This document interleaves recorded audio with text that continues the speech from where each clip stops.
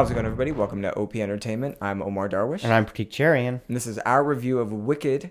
Part 1. Yeah, part 1. Yeah. Did they call it part 1? You know, I didn't see that advertised anywhere, but it was on the title card. And when I went to IMDb a little bit ago, it's on there as Wicked Part 1. So, yeah. Wicked Part 1. All right. This is starring Ariana Grande and Cynthia Erivo. Yep. You don't want to mess Directed that up. by John Chu. John Chu, yep.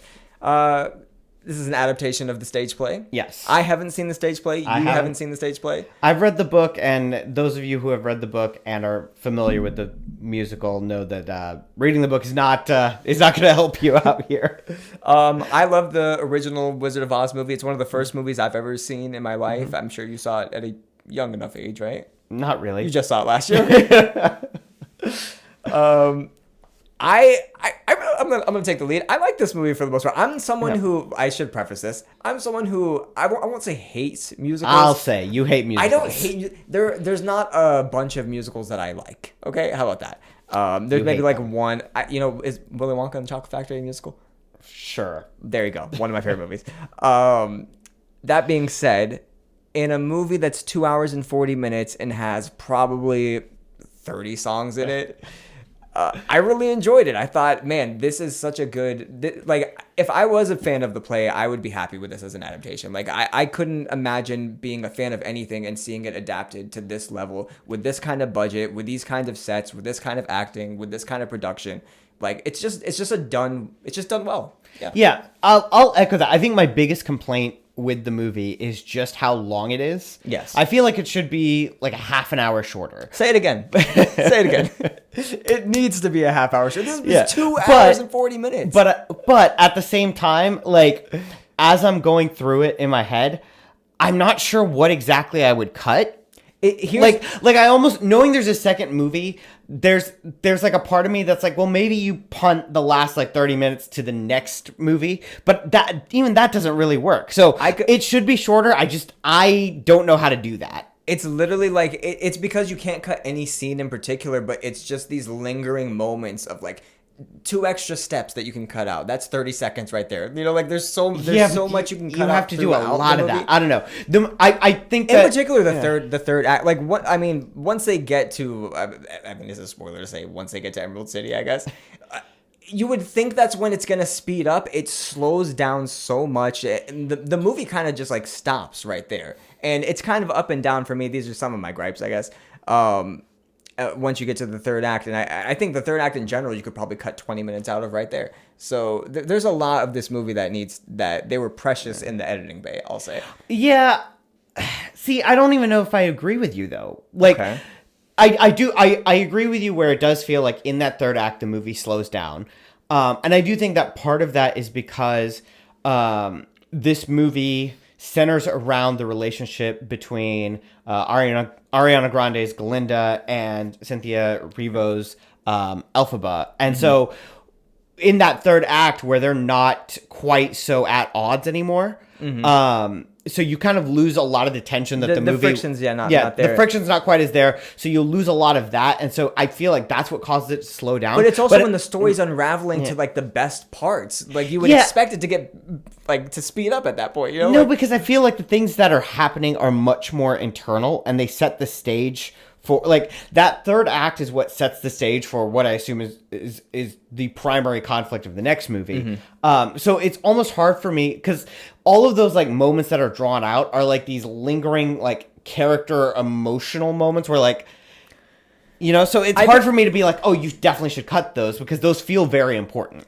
I'm not going to say this feels like a 4-hour movie. It feels like it's 2 hours, 40 minutes. Like, it feels its runtime. But I think especially with, like, a musical, for a movie to be telling its story in these songs, you can't have, like, 3 songs go by and not enough of the plot has moved forward. I think that makes you feel when the music is good, and the music is good. The music's good. I'm not saying it's not good, but I guess. I don't know. I'll backing up really fast. I also think something that this movie does really, really well is it uses the iconography of the Wizard of Oz movie as like the foundation, and then just like builds Oz on top of it in a way where this world feels very lived in, very real.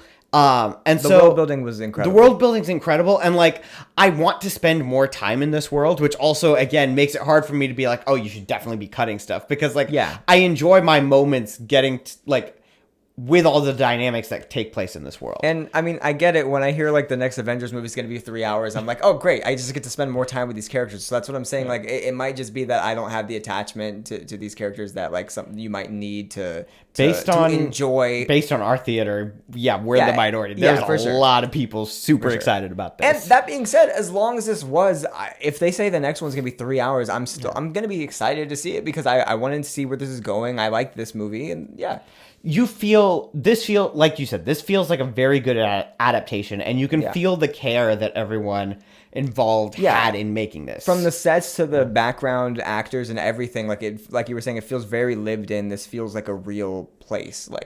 I do think, besides the length, I think one of my other gripes is just that it felt like some subplots were way more interesting than others, and it was just I would argue that one subplot should have been the main plot, and I was so interested and invested in it, and when they kind of divert to it until the end again, and I think it is kind of the main plot, because it is the thing that drives much of like the heel turn, I guess.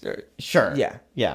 And so I think there were points where I felt confused about what movie this was trying to be, as it like moved from one subplot to the next subplot to the next subplot, as each of those subplots kind of have these very, very different tones. I wonder if that's going into this movie, I kind of told myself, all right, there's probably not going to be like any underlying deep message here other than like, don't judge your fellow like friend or like person or whatever. And it's going to be kind of like that. Just enjoy the movie.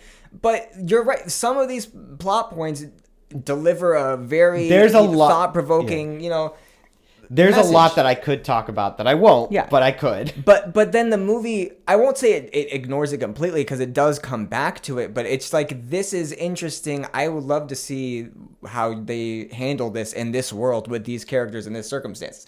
Yeah. So maybe we get more of that. We have to get more of that in the second one, I would assume. Is there anything else you want to say about No, I think I'm ready to score it. You score it, because I don't know how. It's a very, very difficult movie to score, especially as... like, I want to give it extra points for being a good adaptation, even though I have no idea if it's a good adaptation, because I haven't seen the thing it's based on. But, man, I'm waffling between an 8 or a 9. At the risk of adding another 8 to my list, I'm gonna give it an 8.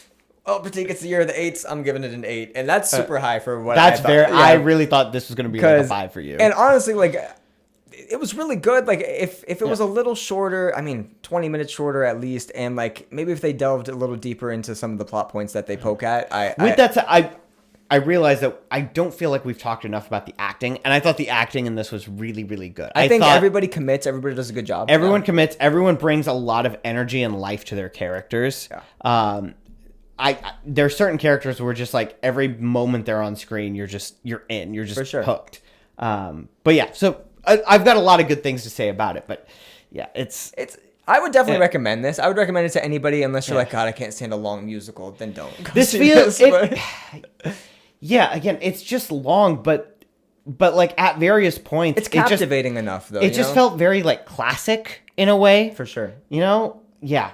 I enjoyed it, but yeah, it's a little long. All right. A little long. Well, you want to take us up? Yeah. Thanks for watching, guys. Movie season's ramping up, so we'll be back next week with more. We'll see you guys then. See you guys.